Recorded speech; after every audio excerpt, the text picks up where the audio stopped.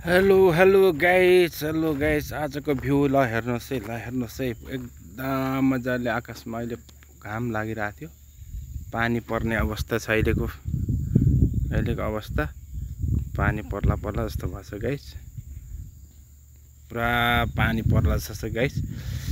अनि मलेसियाको तेलघरी plantation oil प्लान्टेसनमा काम गर्ने आउनेहरूको लागि यस्तो छ है गाइस। तेलको बोट छ, यो चाहिँ ससाना छ। अहिले चाहिँ सजिलै छ काट्नलाई, अहिले चाहिँ काट्नलाई सजिलो छ।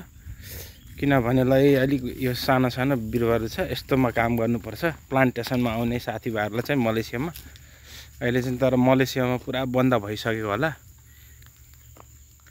प्लान्टेसन आउनेलाई। अहिले चाहिँ मलेसियामा के छ भने सेक्युरिटी गार्डको लागि चाहिँ होला काम गर्न आउने ओपन भएको छ। प्लान्टहरूमा कस्तो कम्पनी हुँदा चाहिँ छैन होला। यही हो तेलको बोट चाहिँ यस्तो छ है।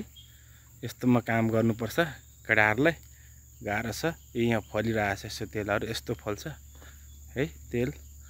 चट्टसँगले अलिक विचार गरेर आउनु होला प्लान्टेसनमा आउने साथीभाइहरूलाई चाहिँ। विशाल मलेसियामा प्राय तेलको बोटहरू मात्र हुन्छ, धेरै जसो यस्तो हुन्छ गाइस। आजको मेरो भ्लग चाहिँ तेलघरीमा यसो घुमघाम छ। यो मेरो काम अलिक नभएको अवस्था भएर अलिक बाहिरतिर यसो घुम्न निस्केको। यस्तो छ तेलको गाइस।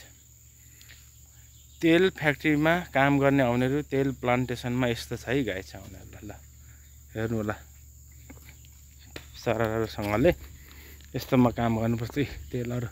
यो बोटलाई भोलि पछि अग्लो हुँदै गएपछि एकदम गाह्रो हुन्छ। एउटै फलेको हुन्छ डोलो है, 35-30 केजी हुन्छ। त्यसले बोक्दै काट्दै ओपर गाडीमा लाउनुपर्छ गाइस। यस्तै हुन्छ। ल हेर्नुहोस्, यस्तो छ गाइस। ल हेर्नुहोस्, नयाँ आउनु हुनेहरूले मलेसिया खुलेपछि ओइल प्लान्टेसन भनेपछि चाहिँ अलिक ध्यान दिएर आउनु होला, नत्र भने एकदम दुःख पाउनुहुन्छ गाइसहरू। यस्तोमा जङ्गलमा यस्तो हुन्छ जङ्गल है।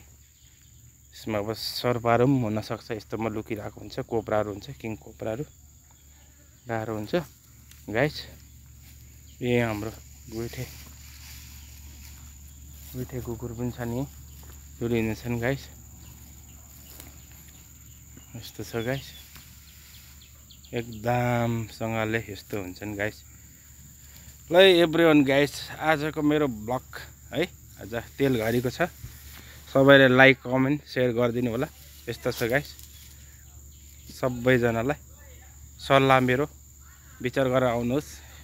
मलेसियामा प्रायः यस्तै हुन्छ तेलहरू बोटहरू। लाइक गाइस, आजको ब्लगलाई यहीँ समाप्त गर्दै ओके भन्न चाहन्छु। सबैलाई मेरो नमस्कार भन्दै ओके बाई बाई गाइस। यस्तो छ।